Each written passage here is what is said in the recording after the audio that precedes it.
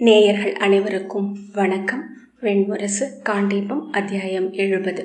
கிழக்கிலிருந்து இந்திரபிரஸ்தத்தை அடைவதற்கான மைய வணிக பாதையின் பெயர் அர்கபதம்.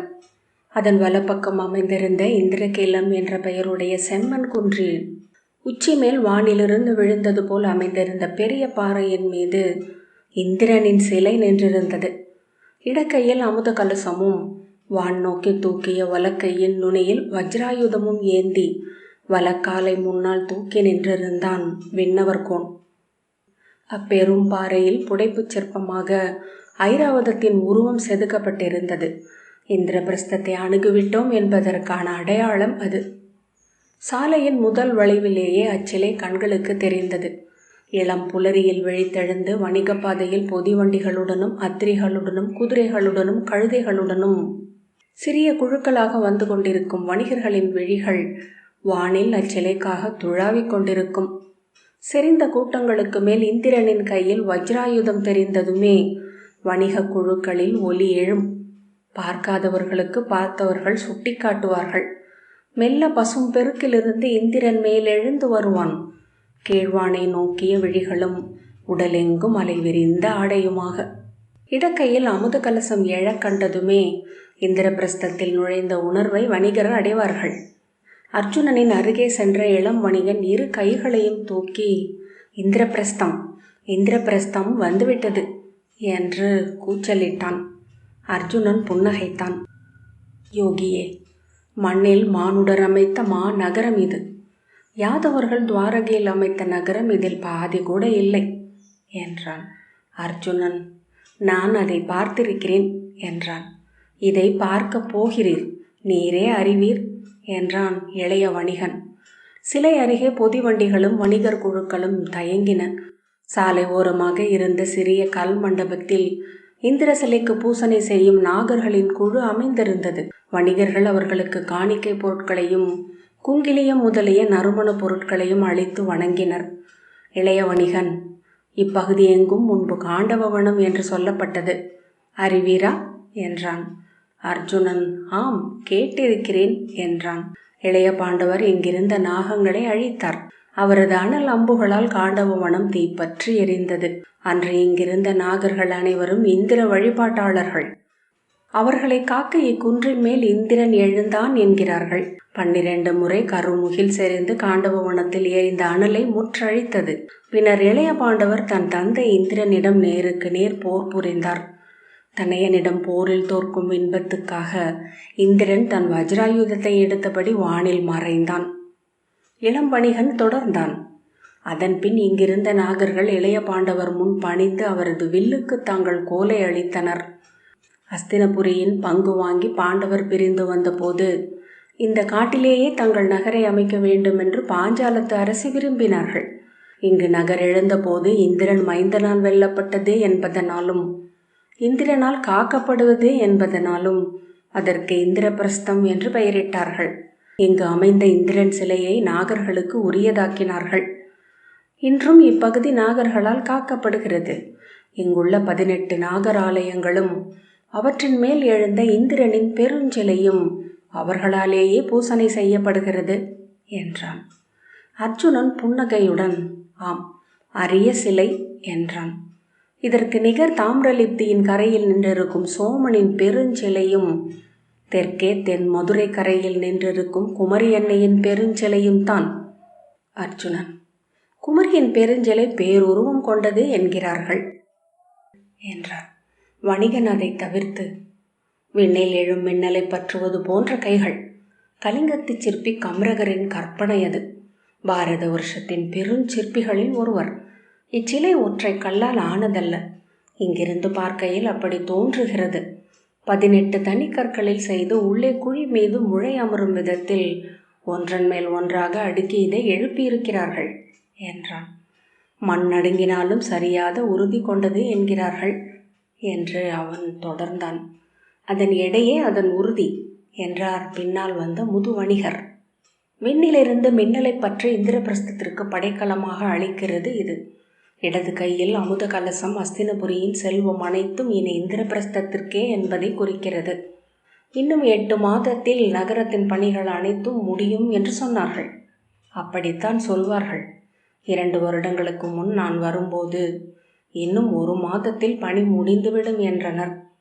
அதன் பிறகே தெற்கு வாயில் கோட்டை பணி தொடங்கியது என்றான் இளம் வணிகன். இத்தனை பெரிய மாநகரத்தை கட்டுவதற்கான கற்களை கொண்டு வந்து சேர்க்க வேண்டாமா என்றார் காந்தாரர். இந்நிலம் காண்டவ வனமாக இருந்தபோது செந்நிற பெரும் பாறைகள் நிறைந்த வெளியாக இருந்தது. விண்ணை தாங்கி நிற்கும் பெருந்தூண்கள் ஒவ்வொன்றும் மரங்கள் அடர்ந்து இருந்தன. அனைத்து மரங்களையும் வெட்டி இல்லங்கள் அமைக்க கொண்டு சென்றனர். அச்செம்பாறைகளே இந்நகரை அமைக்க போதுமானவை என்று அந்த சிற்பிகள் கணக்கிட்டனர். ஆனால் மாளிகைகள் எழுந்தோறும் கற்கள் போதவில்லை. எனவே வடக்கே தப்தவனம் என்னும் இடத்தில் இருந்த மென்பாறைகள் முழுக்க வெட்டப்பட்டு யமுனையின் நீர்ப்பெருக்க வழியாக தெப்பங்களில் கொண்டு வரப்பட்டன. தப்தவனம் இன்று கல்பாறைகள் ஏதுமற்ற ஒரு கோடைக்கால மலர் தோட்டமாகிவிட்டது. அதற்கப்பால் இருந்த ஷீர்ஷகம் என்னும் பெருமலையின் அனைத்து மணல் பாறைகளும் வெட்டி உருட்டி கொண்டு வரப்பட்டு யமுனையின் ஊடாக இங்கு வந்து சேர்ந்தன. கங்கை கரையின் ஜலபூஜ்யம் என்னும் இடத்திலிருந்து சேற்றுப்பாறைகளை பாலங்களாக வெட்டி கொண்டு வந்தனர். இங்குள்ள கோட்டைகள் அப்பாறைகளால் தான் அமைந்துள்ளன. அரச பெரு மாளிகைகள் சிவந்த கற்களாலும், கோட்டைகளும் காவல் மாடங்களும் பிற கற்களாலும் அமைந்துள்ளன. மானுட உழைப்பில் இப்படி ஒரு நகரம் அமையும் என்று விண்ணவர்களும் எண்ணி இருக்கவில்லை என்பதனால் எப்போதும் இந்திரபிரஸ்தத்திற்கு மேல் வானம் ஒளியுடன் இருக்கிறது. விண்ணூரும் முகில்களில் வந்தமர்ந்து கந்தர்வர்களும் கிண்ணறர்களும் தேவர்களும் இந்நகரை விழிவிரித்து நோக்கி இருக்கின்றனர் என்கிறார்கள் சூதர்கள். இந்திரனின் வில் பல நாட்கள் இந்நகர் மேல் வளைந்திருப்பதை கண்டிருக்கிறார்கள் என்றார் முதுவணிகர் நாடோடி. இந்நகர் அமைந்திருக்கும் இடத்தின் இயல்பு அது. பாரத வருஷத்தில் மிக கூடுதலாக மழை பெய்யும் இடங்களில் ஒன்று இது. பெரும்பாலான நாட்களில் இளவெயிலும் உள்ளது. விண்ணில் மழைவில் எழுவதனால்தான் இதற்கு இந்திரபிரஸ்தம் என்றே பெயர் என்றான். எப்படி வேண்டுமானாலும் சொல்லலாம். ஆனால் விண் முகில் சூடி மழைவில் ஏந்திய ஒரு நகரம் பிரிதொன்றில்லை இப்புவியில் என்றார் காந்தார வணிகர். இந்திரபிரஸ்தத்திற்கு செல்லும் சாலையின் இருபுறமும் மென்மணற்கற்களால் கட்டி மரப்பட்டை கூரை போடப்பட்ட வணிகர் சாவடிகள் வந்து கொண்டிருந்தன. ஒவ்வொரு வணிகர் குழுவும் அவற்றின் குலக்குறிகள் ஊர் மரபுகளை ஒட்டி அவர்களுக்குரிய சாவடிகளை அமைத்திருந்தனர். அங்கு முன்னரே இருந்த அவர்களின் அணுக்கர்கள் வெளிவந்து கைவீசி அவர்களை வரவேற்று கூச்சலிட்டனர். ஒவ்வொரு வணிகராக விடை பெற்று சென்று சாவடிகளில் தங்கினர். நகருக்குள் செல்வதற்கு முன்னரே இச்சாவடிகளை அமைத்தது ஒரு சிறந்த எண்ணம். இங்கேயே பொதிகளை அவிழ்த்து சீராக பங்கிட்டு தேவையானவற்றை மட்டும் ஒவ்வொரு நாளும் அத்திரிகளில் ஏற்றிக்கொண்டு நகரின் பெரும் சந்தைக்கு நம்மால் போக முடியும். வணிகர்கள் மட்டுமே தங்கும் பகுதிகள் இவை. எனவே இங்கேயே ஒருவருக்கொருவர் பாதி வணிகம் நடந்துவிடும் என்றார் காந்தாரர். வணிகரின் இடம் என்பதனால் பொதுவான காவலே போதும். திருட்டுக்கு அஞ்ச வேண்டியதில்லை. நான் நகருள் நுழைகிறேன் என்று அர்ஜுனன் சொன்னான். நெடுந்தூர பயணம். இங்கே எங்களுடன் தங்கி யமுனையில் நீராடி உணவுண்டு ஆடை மாற்றி நகர் நுழையலாமே என்றான் இளைய வணிகன். அர்ஜுனன், சிவயோகி மாற்ற விரும்பும் ஆடை ஒன்றே, ஒரு முறை மட்டுமே அணியும் ஆடை அது என்றான். பின்பு இளவணிகனின் தோளை தட்டியபடி, இந்திரனின் நகரில் இன்று மழைவில் எழுமா என்று பார்க்கிறேன் என்று புன்னகைத்தான். வணங்குகிறேன், என்னை வாழ்த்திச் செல்லுங்கள் யோகியே என்றான் அவன். செல்வம் பெருகட்டும், குலம் பெருகட்டும் என்று வாழ்த்திய பின் அர்ஜுனன் நடந்து இந்திரபிரஸ்தத்தின் கோட்டை வாயிலை நோக்கி சென்றான். இந்திரபிரஸ்தத்தின் முதல் வெளிக்கோட்டை பெருவாயில் மட்டுமே கட்டப்பட்டு ஒரு பெரு மாளிகை போல தனியாக நின்றது. அதன் வலப்பக்கம் கரிய பெருஞ்சுவர் சற்றே வளைந்து சரிவேறி சென்று உடைந்தது போல் நிற்க, அதன் அருகே வண்ண உடைகள் அணிந்த பல்லாயிரம் சிற்பிகள் அமர்ந்து கற்களை உளியால் கொத்தி பணியாற்றி கொண்டிருந்தனர். கிளிக்கூட்டத்தின் ஓசை போல உளியோசை கேட்டுக்கொண்டிருந்தது. அவர்கள் பணியாற்றுவதை கண்காணிப்பதற்காக தோல் கூரையிட்ட மேடை குடில் ஒன்று அமைந்திருந்தது. அதன் வாயிலில் மூங்கில் பீடத்தில் தலைமைச் சிற்பி அமர்ந்திருக்க, அருகே அவர் அடைப்பக்காரன் மூங்கில் குடுவையுடன் நின்றிருந்தான். கிழக்கே எழுந்த வெயில் கோட்டையின் பெரிய கற்சதுரங்களை மின்ன வைத்தது. அருகணையும் தோறும் கருங்கல்லில் உப்பின் ஒளி தெரிந்தது. கருநாகத்தின் செதில்கள் மின்னுவது போல் வெயிலில் அதன் புதிய கற்பொருக்குகள் ஒளிவிட்டன. பெருவாயிலில் மிகச் சில காவலர்களே இருந்தனர். உள்ளே செல்லும் வணிகர்களை அவர்கள் தடுக்கவோ உசாவவோ இல்லை. காவல் மாடங்களில் மடியில் வேல்களை சாய்த்தபடி அமர்ந்து ஒருவரோடு ஒருவர் சிரித்து பேசி கொண்டிருந்தனர். இந்திரபிரஸ்தத்தில் சுங்க வரி இல்லை என்பதனால் காவலும் தேவையில்லை என்று திரௌபதி முடிவு செய்திருந்தாள். ஆனால் கண்காணிப்பு எப்போதும் இருந்தது. மிக பெரிய நகரம் என்பதனால் ஏற்படும் அச்சத்தை காவலின்மை போக்கிவிடும். நகரம் அவர்களுக்கு அணுக்கமானதாக ஆகிவிடும் என்றாள். கோட்டை முகப்பு 18 அடுக்குகள் கொண்ட 2 தூபிகளுக்கு நடுவே சென்ற கற்பாளங்கள் பதிக்கப்பட்ட பாதையால் ஆனதாக இருந்தது. தூபிகளின் அனைத்து அடுக்குகளிலும் வட்டமான உப்பரிகைகள் அமைந்திருந்தன. அவற்றில் காவலர் அமரவும் சாலையை நோக்கி அம்புகளை செலுத்தவும் இடமிருந்தது. தூபிகளின் உச்சி கவிழ்ந்த தாமரை வடிவ வேதிகையை சென்றடைந்தது. அதன் மேல் இந்திரபிரஸ்தத்தின் வஜ்ராயுதம் பொறிக்கப்பட்ட செங்காவி நிறமான பட்டுக்கொடி பறந்து கொண்டிருந்தது. தூபிகளை இணைத்து கதவுகளேதும் அமைக்கும் எண்ணம் இல்லை என்று அதன் அமைப்பை காட்டியது. இந்திரபிரஸ்தம் அகழியாலோ காவல் காடுகளாலோ காக்கப்படவில்லை. ஒன்றுக்குள் ஒன்றென அமைந்த 7 கோட்டை நிறைகளே அதற்கு காப்பு. இந்நகர் ஒரு எறும்பு திண்ணி.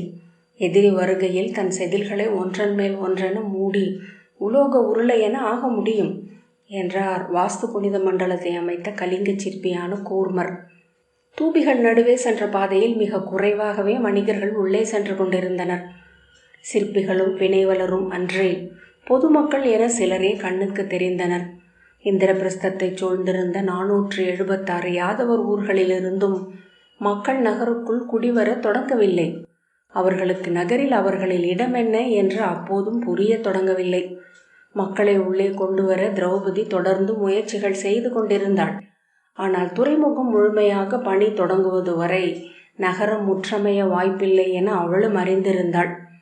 முதற்கோட்டைக்கு அப்பால் நகரை சூழ்ந்து நறுமணம் வீசும் சந்தனமும் நெட்டி மரங்களும் வளர்க்கப்பட்ட குறுங்காடு இருந்தது. அதன் ஊடாக சென்ற சாலை 2வது கோட்டையை சென்றடைந்தது. அக்கோட்டையும் கட்டி முடிவடையா நிலையிலேயே இருந்தது. பெரிய மணற் பொறிக்கற்கள் நீள் சதுரங்களாக வெட்டப்பட்டு ஆங்காங்கே தரையில் கிடந்தன. அவற்றை வடங்களில் கட்டி சரிவாக அமைக்கப்பட்ட மூங்கில் சாரங்களில் ஒவ்வொரு படியாக இழுத்து ஏற்றி மேலே எடுத்து சென்று கொண்டிருந்தனர். அப்பெரும் பாறைகளை மூங்கில் சாரங்களில் ஏற்ற முடியுமா என்ற ஐயமே பார்வையாளர்களுக்கு எழும். அதை வேடிக்கை பார்த்தபடி அங்கேயே நின்றிருக்கும் கும்பலில் சிலர் எப்படி மூங்கில் எடை தாங்குகிறது என்று எப்போதும் கேட்பதுண்டு. ஒரு முறை முதிய வினைவலர் ஒருவர், மூடா, ஒரு மூங்கில் அல்ல அங்கிருப்பது, பல்லாயிரம் மூங்கில்கள். அப்பெரும் பாறையை கட்டியிருப்பது பல 100 சரடுகள். அவற்றின் ஒட்டுமொத்த வலிமை அப்பெரும் பாறையை கூழாங்கல் என ஆக்கக்கூடியது என்றார். சூத்திரர்களின் ஆற்றல் அதை போன்றது. சத்திரியர்களை தூக்கி மேலெடுக்க நமக்கு பல்லாயிரம் கைகள் உள்ளன என்று ஒருவன் சொல்ல கூடி நின்றவர்கள் நகைத்தனர். பாறைகளை அசைத்த நெம்புகோல்களையும் தூக்கி மேலேற்றிய பெருந்துலாக்களையும் பின்னி கட்டியிருந்த வடங்களையும் இழுக்கும் யானைகள் மிக மெல்ல காலெடுத்து வைத்து அசைவதாக தோன்றியது. அங்கிருந்த ஒவ்வொருவரின் உடற்தசைகளும் இழுவிசையில் தெரித்து நின்றிருந்தன. அவ்விசைகளுக்கு தொடர்பின்றி தங்கள் சொந்த விழைவாலேயே செல்வது போல சதுரப்பாறைகள் மேலெழுந்து சென்று கோட்டை விளிம்பை அடைந்தன. அங்கிருந்து சிற்பிகள் கயிறுகளில் கட்டியிருந்த சிறிய வண்ண கொடிகளை அசைத்து ஆணையிட ஒவ்வொருவரும் ஒவ்வொரு திசைக்கு வடங்களை பற்றி இழுக்க அவர்கள் இழுக்கின்ற விசைகளுக்கு இயைபற்றது போல அசைந்தாடி சென்ற பாறை துலாக்கள் கிரிச்சிட்டபடி சென்று தான் அமர வேண்டிய குழியில் முளை அமர்த்தி அமைந்தது. அங்கு எப்போதும் பார்வையாளர்கள் இருந்தனர். கற்கள் சென்று அமர்வது நோக்க நோக்க வியப்பு குறையாததாகவே எப்போதும் இருந்தது. கூடி நின்றவர்கள் கை சுட்டி கிளர்ச்சியுடன் பேசிக்கொண்டார்கள். முடிவற்ற உடற்புணர்ச்சியில் இனி அவை அமர்ந்திருக்கும் என்றார் ஒருவர். உறக்க நகைத்து, நாய்களுக்காவது 4 நாழிகை, இவற்றுக்கு 4 யுகம் என்றார் இன்னொருவர். அவர்கள் இழுப்பது போல் தெரியவில்லை. அவர்கள் இழுக்கும் திசைக்கு அந்த பாறை செல்லவில்லை என்றான் ஒருவன். மூடா, எறும்புகள் வண்டுகளை இழுப்பதை நீ பார்த்ததில்லையா? ஒவ்வொரு எறும்பும் ஒரு திசைக்கு இழுக்கும். அவை ஒட்டுமொத்தமாகவே சென்ற திசைக்கு சென்று சேரும் என்றார் ஒரு முதியவர். வடிவமில்லாது கால வெளியில் நின்றிருந்த பாறைகள். ஒவ்வொன்றையும் சூழ்ந்திருந்தது முடிவில்லாத தனிமை. வடிவம் கொண்டு ஒன்றோடொன்று பொருந்தி அவை உருவாக்கும் வடிவம் அக்கணத்திற்கு முன் இல்லாதிருந்தது. அப்போதென உருவாகி எழுவது. அது காலத்தின் முன் நிற்கும். 1000 காலம், 1000 காலம். ஆனால் ஒரு நாள் உதிர்ந்து அழியும். அதில் மறுப்பே இல்லை. அவ்வகையில் நோக்கினால் மாலையில் வாடி உதிரும் மலரும் அதுவும் ஒன்றே. ஆனால் பாறைகள் அங்கே கிடக்கும். மிக மெல்ல அவை கருத்து விளிம்புகள் உதிர்ந்து தங்கள் வடிவமில்லா தோற்றத்தை மீட்கத் தொடங்கும். 3வது கோட்டையும் பணி நடந்து கொண்டிருக்கும் நிலையிலேயே இருந்தது. அதற்குள் சுட்ட செங்கற்களால் கட்டப்பட்ட காவலர் இல்லங்கள் கூரையற்ற நிலையில் இருந்தன. இவற்றுக்குள் ஒரு முறை வழி தவறினால் திரும்ப வருவது கடினம் என்று அவனுக்கு முன்னால் சென்று கொண்டிருந்த வணிகர் சொன்னார். ஒவ்வொரு நாளும் இவை மாறிக்கொண்டிருக்கின்றன. தென்னிலங்கை ஆண்ட ராவணன் நகருக்குள் படை கொண்டு வருபவர்களை சிக்க வைத்து விளையாடும் பொருட்டு இப்படி ஒரு சித்திரச் சுழல் பாதையை அமைத்திருந்தார் என்கிறார்கள். இதுவும் ஒரு ராவணன் கோட்டை போல் இருக்கிறது.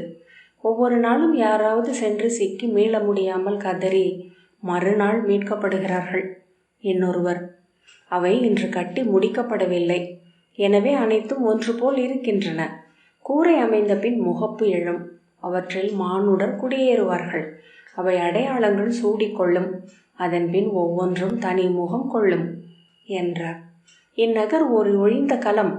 இதற்குள் நிறைக்க மக்கள் தேவை என்றார் ஒரு முதியவர். யாதவர்களை கொண்டே நிறைப்பார்கள்.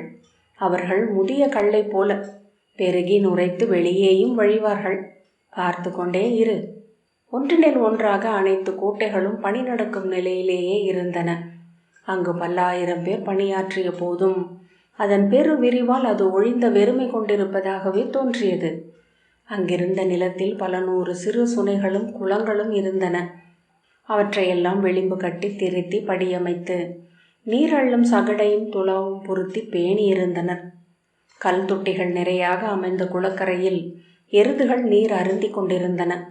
குளங்களில் யானைகள் இறங்கிச் சென்று நீர் அருந்துவதற்கான சரிவு பாதை இருந்தது. சில குளங்களில் யானைகள் இறங்கி கால் மூழ்க நின்று நீரை அள்ளி முதுகின் மேல் பாய்ச்சி கொண்டிருந்தன. யானையின் முகத்தில் கண்களோ மூக்கோ வாயோ இல்லை என்றாலும் எப்படி புன்னகை தெரிகிறது என அர்ஜுனன் எண்ணிக்கொண்டான். அவ்வெண்ணமே அவனை புன்னகைக்கச் செய்தது.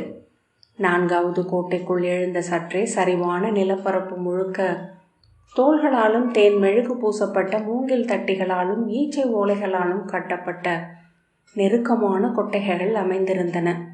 கோட்டைகளையும் கட்டடங்களையும் கட்டும் ஏவலரும் வினைவலரும் அங்கு செறிந்து தங்கி இருந்தனர். காலையில் பெரும்பாலானவர்கள் பணியிடங்களுக்கு சென்றுவிட்ட போதிலும் கூட அங்கு ஏராளமானவர்கள் எஞ்சி இருந்தனர். அமர்ந்தும் படுத்தும் சிறு பணிகளை ஆற்றியும் அவர்கள் பேசிக்கொண்டிருந்த ஒலி திரண்டு முழக்கமாக எழுந்தது. அவர்களின் உச்சி பொழுது உணவுக்காக அடுமனைகள் எரியும் புகை எழுந்து கோதுமையும் சோளமும் வேகும் மணத்துடன் வானில் பரவி நின்றது. 5வது கோட்டை ஒப்பு நோக்க சிறியது. அதன் முகப்பில்தான் முதல் முறையாக பெரிய கதவுகள் அமைக்கும் இரும்பு கீல்கள் இருந்தன. கதவுகள் அப்போதும் அமைக்கப்படவில்லை. அவை நகரின் மறுபக்கம் யமுனை கரையில் பெருந்தச்சர் குடியிருப்புகளில் தனித்தனி பகுதிகளாக கட்டப்படுகின்றன என்று அவன் அறிந்திருந்தான். அவன் கிளம்பும் போதே பணி நடந்து கொண்டிருந்தது. அவற்றை கொண்டு வந்து ஒன்றுடன் ஒன்று இணைத்து கோட்டை கதவாக ஆக்குவார்கள் என்றார்கள். இணைக்கப்பட்ட கதவுகள் யானைகள் தண்டுகளை கொண்டு வந்து முட்டினால் எப்படி தாங்கும் என்று நகுலன் கேட்டான். இணைக்கப்பட்டவை மேலும் வல்லமை கொண்டவை இளவரசே என்றார் பெருந்தச்சரான மகிஷர். ஒற்றை பெருங்கதவாக இவ்வளவு பெரிய கோட்டைக்கு அமைக்க முடியாது. அத்தனை பெருமரங்கள் தென்னகத்து மழை காடுகளில் கூட இருக்க வாய்ப்பில்லை. இவை கணத்துகளின் அடிப்படையில் இணைக்கப்பட்டவை. தண்டுகளோ வண்டிகளோ வந்து முட்டினாலும் அவ்விசையை பகிர்ந்து தங்கள் உடலெங்கும் செலுத்தி அசைவற்று நிற்கும்படி இக்கதவின் அமைப்பு சிற்பிகளால் அமைக்கப்பட்டுள்ளது. மழை வெயிலில் சுருங்கி விரிந்து மரப்பலகை விரிசலிடும். இணைக்கப்பட்டவை அவ்விரிசலுக்கான இடைவெளியை முன்னரே தன்னுள் கொண்டவை. காலம் செல்ல செல்ல ஒற்றை மரம் வலுவிழக்கும். ஆனால் இணைக்கப்பட்டவற்றின் உறுப்புகள் ஒன்றை ஒன்று இறுக கவ்வி மேலும் உறுதி கொள்கின்றன. இதுவரை இங்கு கட்டப்பட்ட கோட்டை கதவுகள் அனைத்தும் வெண்கல பட்டைகளாலும் இரும்பு பட்டைகளாலும் இருக்கப்பட்டவை. குமிழ்களாலும் ஆணிகளாலும் ஒன்றிணைத்து நிறுத்தப்பட்டவை. இக்கலிங்க கதவுகள் முற்றிலும் மரத்தாலானவை. ஒன்றை ஒன்று கவ்வி முடிவற்ற இணைப்பு ஒன்றை நிகழ்த்தியிருப்பவை. ஒரு முறை பூட்டிவிட்டால் அவற்றை அவிழ்ப்பதற்கும் எங்கள் பெருந்தச்சனே வர வேண்டும் என்றார் மகிஷர். கோட்டைக்குள் அமைந்த சிற்பியர் மாளிகைகளை கடந்து சென்றான். மெல்ல மெல்ல அந்நகருக்குள் உளம் நுழைந்து உரிமை கொள்வதற்கு மாறாக முற்றிலும் அயலவனாக ஆகிவிட்டிருப்பதை உணர்ந்தான். கோட்டை பணிகளுக்கு பிறகு காவலர் தலைவர் இல்லங்களாக மாற்றும்படி அமைக்கப்பட்ட மாளிகைகள். கோட்டை அமைவதற்குள் அவ்வில்லங்களை சிற்பிகள் அமைத்து அவற்றில் குடியேறிவிட்டனர். அவர்களுக்கு அனைத்தும் செம்மையாக அமைந்தாக வேண்டும். மலைக்கு மேல் இருக்கும் 12 தடாகங்களில் இருந்து குடிப்பதற்கும் நீராடுவதற்குமான நீர் சுட்ட மண்குழாய்கள் வழியாக இல்லங்களின் ஒவ்வொரு அறைக்குள்ளும் வந்தது. வெண்பளிங்கு சுவர்களில் நீர் வழிந்து கோடை காலத்தில் குளிர்ந்த தென்றல் அறைகள் எங்கும் உலவியது. அவ்வில்லங்களை நோக்கி நின்ற பின் ஒரு வணிகன் திரும்பி, சிற்பிகள் சக்கரவர்த்திகளுக்கு நிகரான வாழ்க்கை கொண்டவர்கள். 1000 வருடம் தவம் இருந்தாலும் லட்சுமி அத்தனை அருளை நமக்களிப்பதில்லை. 18 வருடம் கற்றால் கலைமகள் அருளுக்கு விழைவதையெல்லாம் அள்ளி கொடுக்கிறாள் என்றான். அதற்கு முற்பிறப்பில் செய்த அபூர்வமும் துணை வர வேண்டும் என்றார் சூதர் ஒருவர். அந்த பாதையில் சென்ற அனைவரும் விழிகள் என உளம் குவிந்திருந்தனர். அகத்தில் எழுந்த வியப்பை கட்டுப்படுத்தும் பொருட்டு எளிய சொற்களாக அவற்றை மாற்றி கொண்டிருந்தனர். வீணாக சிரித்தனர். எளிமையான அங்கதங்களை கூறினர். தங்களை அறிந்தவர் போலவும் அறியாதவர் போலவும் காட்டிக் கொண்டனர். ஒவ்வொருவரும் அந்நகரின் குடிகளாக ஒரு கணமும் அயலவராக மறுகணமும் வாழ்ந்தனர். அவர்களில் ஒருவனாகவே அர்ஜுனன் தன்னை உணர்ந்தான். அவன் பெயரால் அமைந்த நகரம், அவனுடையதென பாரதம் எண்ணும் மண். ஆனால் ஒருபோதும் அதை அவன் தன்னிடமென உணர்ந்ததில்லை. ஒவ்வொரு முறையும் முற்றிலும் புதியவனாகவே திரும்பி வந்தான். எப்போதும் அது தனக்கு அவ்வண்ணமே இருக்கப் போகிறதென அவன் உணர்ந்தான். காண்டீபம் 70வது அத்தியாயம் இத்துடன் நிறைவு பெற்றது. நன்றி.